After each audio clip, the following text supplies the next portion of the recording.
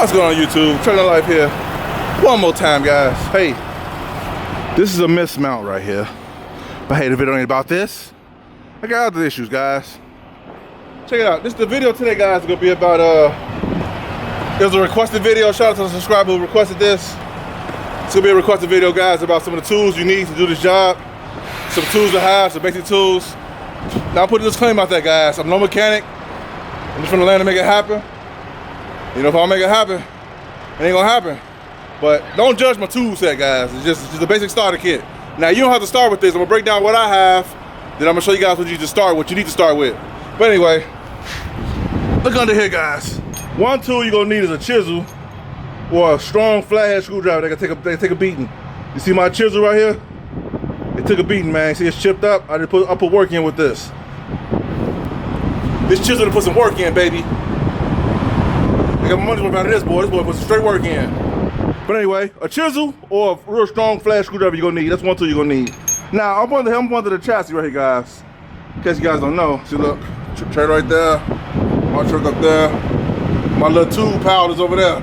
I'll get to that in 1 minute, though. You know what I'm talking about? Now, I would suggest this, guys. Now, if you want to do this type of job, you have to learn this part right here. This is right here is adjusting brakes. I'm not going to adjust these brakes, even though I can tell that one adjusted out of this one. That one is adjusted different than this one. I can tell by the push rod stroke distance. So let me show you guys what I'm talking about. See how this one right here? Hold on. This is a slack adjuster, in case you guys don't know what it is. One right here is one right there. See how it's facing? It's kind of on an angle like this. It's close to the end than this one right here. I think I need to really adjust that one out, but I ain't gonna bother, man. As long as it rolls, I'm gone, kid. I'm gonna show you guys how to do this. Well, look, check this out. This chisel has a multi-purpose uses for this chisel right here. One is most of these chassis don't have the locking pin right here. Let me show you. They don't have this. This is like on your tractor or your regular trailer. They have this locking pin, and this is the adjustment nut that adjusts the brakes. Now, well, you probably might ask me, like, hey, Trucker Life, what's up with this, man? Why you showing us this? Well, you want to do rails, you gotta learn this part, man. Otherwise, you sit on the side of the road with some red brakes. Unless you want to get up the side of the road with some red brakes, you might want to learn this. But anyway, this one is adjusted different. You see how this one more straight up, push rods further out, push rod further in. But anyway, I'll get to that. These brakes are out of adjustment. I'll get it. They both probably be within like RAM or the legal adjustment, but they not adjusted the same. I can tell, I can look at the tail from the push rod. Push rod is right here.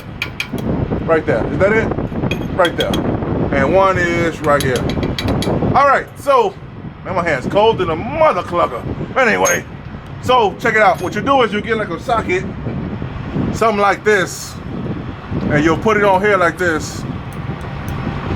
Like that. I don't even know what size this is. I don't know. What's this? 5103? I don't know, man. Anyway, found one that fits this nut. That's what I'm saying. I'm gonna get to my tool set in a minute. You might want to get like a little 50-piece tool set, a 100-piece tool set, just to have, because one of them will go fit this. This one right here ain't the right size. I don't feel like looking for it, but it'll go on there. It'll turn it, but you want the right one so you don't strip the nut. You know what I'm saying? But anyway, now in order to adjust the brakes, your tractor hooked up to it. If it's not, the landing gear, make sure the landing gear is on the ground. If not, your tractor brakes are set. Trailer brakes are released. Tractor brakes set, trailer brakes are released. So with the brakes released, then what you do is, with this type of slack adjuster, you can turn it to the drum without messing with this nut. It'll go down to the drum without the nut, but it won't come back up unless you gotta pull this out. I'm sure you guys know what I'm talking about. Let's say I want to adjust these brakes. What I do is, some guys is better at this than me. I'm not a professional. I'm just gonna let it make it happen. So please forgive me, but here we go. So right here, the brakes will be to the drum. What I do is, they not on the drum yet. Let's say they not on the drum right now, but let's say I want to put them to the drum. What I do is, I take this and I turn it to the right, I believe. Whichever way it turns to tighten it up. With this right here, you're only able to turn one way without messing with this. So if you try to turn right and it ain't moving, turn the other way, it should move. It should at least go to the drum with the brakes released. So with that being said, now I go all the way to the drum, whichever way it's turning, without messing with this. And once you get on the drum, take like a chisel or a flash screwdriver. See, watch this. And see that? Let me show you guys. Take that, you put it up under it like that. See how I go in? Or to back off the drum with this locking nut right here, you gotta put something up under there like this. Like that, you see it? Otherwise, because if this not pulled out, this ain't turning. And that ain't coming off the drum. Now, most of these chassis don't have this locking pin. These got this right here. You can turn it without this, because this ain't on there. But this one right here, the one I got, I have it on there, guys. Anyway, so a chisel or a really good strong fruit screwdriver and like a little socket set, guys. A basic socket set. You want to make sure you kind of keep this on deck. Now, you ain't got to adjust the brakes all the time, but if you get, you know, your brakes start smoking on the side of the road, you know, you might want to get up under there and get with it. You know what I'm saying? You used to get you off the side of the road. All right, so now, all right, let's go up here. All right, so now here's my setup, guys. Now I'm gonna show you what I got. I'm gonna show you the basics you need to start. All right, so now this is my setup right here. I have what you have right here is a hose, the air hose. This is a must. Now this is on the top tier, #1 keepers. You gotta have an air hose, guys. You never know. You gotta have some 1020s. I'll get to them in a minute. Or you gotta have some 11Rs. I'll get to them in a minute. You don't know you gotta have some tires, even your own tires. This right here is a must. And I'll show you guys how to hook that up in a minute. So, next I have a 100-piece tool set I got from AutoZone. I think it's like 90 bucks, 99 bucks for this thing. I forgot how much it costs, but I have the one with the 100 pieces because I do a lot of different things with these things. I ain't gonna say on camera what I do, but you know, I needed more tools. But you don't need to start off with this. A basic ratchet set with these sockets on there, whatever. Basic, man. You have to get all this stuff. Now, mind you guys, this ain't even a professional tool set. This is just something I got from AutoZone. You know what I'm saying? I'm not a mechanic, and I don't claim to be one either. But anyway, that's a must. At least have some tools that, at least some basic sockets and whatever you call that thing, that right there. Anyway, zip ties, guys. You gotta have zip ties. They're a must. At least a pack of them. At least have a pack of zip ties. And once you get the pack of zip ties and duct tape, oh man, you in business, baby. Oh, you got some business going on. So anyway, let me get on up, guys. All right, zip ties, air hose. Don't forget you need some gloves too, man. You know, I go through gloves like I can't even count the gloves I go through. But anyway, all right, next on the list is crescent wrench. A big crescent wrench is kind of medium-sized crescent wrench, which is right here. This and this. Not a must, but if you want to kind of secure your bet of getting up out of jams, get at least 2 of these, man. I will at least one. Now I'm gonna show you what I use this for anyway in a minute. And of course, you know, you can't ride without no duct tape, baby. Duct tape is a must. Duct tape and zip ties put together. Oh man, you in business. You definitely in business, man. Now this right here is rusty old wire cutters I had a while ago, but you know these things still doing the job. They beat up. These things that been a Hades and them back, boy. But they delivering the job. They pack a massive punch. Anyway, wire cutters, man. Now you don't have to hide this stuff right here. I'm gonna show you what you really need to do this job. All right, another necessity, guys, is vice grips. Vice grips, boy. Boy, these things will save me out of many jams, boy. Let me tell you. They like they've been through war, huh? They have been through war, baby. They've been through a struggle, you know. But you know, they survive in the thing. Now you keep at least 1 or 2 pair of them on you. Sometimes you might need, some jobs you might need 2 of them, but mainly 1 to get the job done, you know. Especially when locking pins don't want to lock, like over there. You go clamp the vice grips on the pin, slide the tendons yourself without needing extra help. You know what I'm saying? Or you could, you know, you clamp other things with it, you know, to stop some things from happening. Yeah. So all right, now moving on. All right, so right here, sledgehammer. Now, I had a big one. I had like a 4-foot sledgehammer. Called it Mr. Sledgy, aka Mr. Sledgy, Sledgehammer, Sledgy. You know, rip Mr. Sledgy. I lost him some years ago to a battle. You know, I left him in the rail yard somewhere. Somebody got him. Hope the new owner taking care of him because I miss him. Shout out to Mr. Sledgy. But anyway, I'm back. All right, so now, sledgehammer. That's a must. You gotta have a must for a sledgehammer. Matter of fact, I'm gonna start the sledgehammer first, guys. Let me get. All right, so here we go. Check this out. Now, sledgehammer come in handy in 2 cases, guys.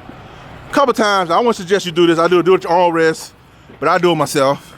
Sometimes these pins, the box be on top of the pin, so you gotta knock it down in the front or in the back. But it depends on you. I wouldn't recommend you do it unless you know what you're doing, because people have smashed their hands in here. That's on you. But anyway, if you don't use it for that, you definitely use it for this. Look, check it out. See the lights?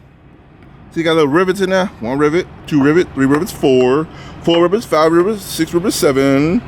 All right, 1 rivet right here, 1 rivet right here, 1 rivet right there. Right. So this is what you do. If one of these lights is out, you got to change the light in the rail, y'all guys. What you're gonna have to do, unless you want to ride bogus, or go to a repair line, which I wouldn't recommend if you ain't got to.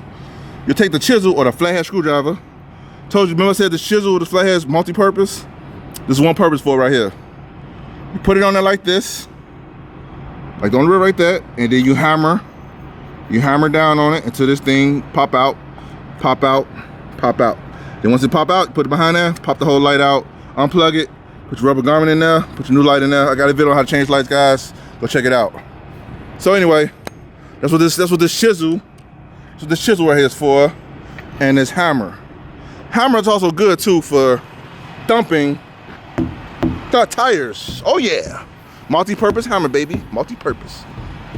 All right, since I'm back here on the tires, guys, I might as well hit this right quick. Reason the air hose come in handy because you need an air gauge, which I forgot to get it out. It's in the truck. Tire gauge. You put it on the stem right there,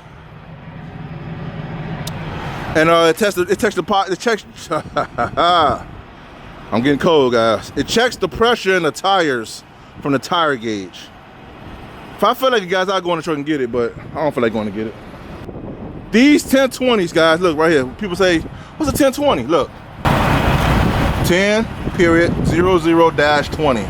1020s, man. I don't like these things, man.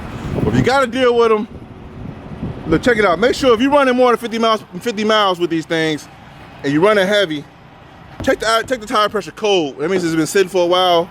You get accurate reading. These things should be 80-85 psi cold. I wouldn't run them at 90. Some guys do. I wouldn't. I blew a lot of these running at 90. Don't do it if you don't have to. Run at 80-85 cold. And 11Rs. Here's some 11Rs right here. 11Rs right here, guys. 11Rs. 11R 22.5. This tire's so dusty and crusty I can't even see it on there. It's on here somewhere. But anyway, these are 11Rs, guys. Run these at 90-95 psi cold. 90-95 psi cold. That means they've been sitting like this has been sitting right here for a while. Check the pressure while it's been sitting. Then you get an accurate reading. When it's hot, you get a wrong reading. You get a reading of it being hot. And when it cool off, it's gonna go down. So you might want to check it again. You check it by the stem. Anyway, my face is on right here, guys. Let me look at this. It's like this. See, oh yeah, here you go right here. Check it out, guys. Look. This is right here. Remember the other slack adjusters I showed you? Look at these. See, oh, these got the pins on it too.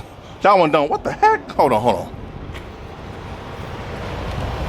This slack adjuster got the pin on it. You put this in like this, right? And this one don't. Now most of the chassis got this slack adjuster on here. Just the nut. This is the adjustment nut only.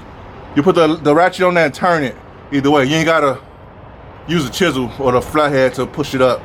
You don't have to do it. But this one right here, you could just put it on there, turn it. I like these better because you don't need this. You can just get with it and get it over with, man. But anyway, I'm glad I came over here, but let me get out of here, guys. Hold on. All right, now, so coming on over here, guys, to right here. All my tools. To hook the air line up, the air hose. I don't feel like doing it, guys. My hand's so cold right now, man. You'll take this part right here, the glide hand, or the air hose. See, look. This the part that goes on the tire to put air in there. Like this, right? This part right here will hook up to your emergency line. You take this off, and you like this connects to this right here. Take it off, connect it together, and it'll push the air through the hose and air out the tires back there. You can reach a 53 footer with this all the way back there to the back. Even with a 40-20, it reaches all the trailers, guys. Even with a set of doubles, it'll reach the last trailer. Triples, I don't know if it'll reach back there, but you can try it. The reason you need a crescent wrench, guys, 1 or 2 is because of this. Look, check it out. Like this chassis, the glide hands is up top. Sometimes a lot of these chassis, the glide hand be inside of here, inside, up under here. So sometimes it's hard to get your glide hand on the glide hand in here because this thing be turned kind of up. So you can't get the glide hand like you try to get it in there. So sometimes you can take this right here, with this off, of course, put it on there, put it on the crescent wrench and turn it So you better get your glide hand in there, guys. So that's why this is good to have a nice size one of these. Even a medium size one will work, guys. Right there, you know what I'm saying? But it's good to have them, you know, you never know when you might need it.